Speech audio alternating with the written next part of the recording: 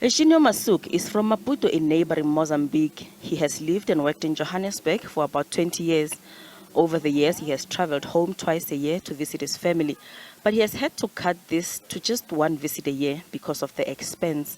Masuk plans to travel home in the next week, but is concerned about the costs. He says it costs him at least 500 rand for a one-way trip to Maputo, and he has to pay extra for any luggage he carries.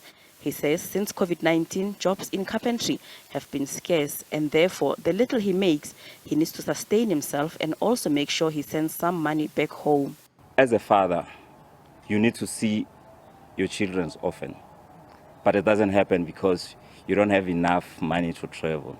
So it's like when you're waiting to go home, and then you have to send money home. So for an example, you have to do a more than that you're expecting so that you'll have an extra saving. So if you don't have that extra saving, so you can fail even to go home. You just send the things, you send the money, and then you say, Happy Christmas, I'm not going to be around. That's it.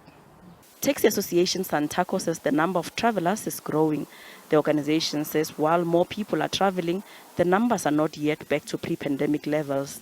Most people would rather decide to stay in Johannesburg than going home because, that oomph is no more when somebody think that when I come home, I still have to buy grocery at this high rate. Not that he'll be paying too much on a taxi. The taxis have increased on a very, very low scale if you compare to other modes like your buses and your aeroplanes. We've actually not increased if you compare with that.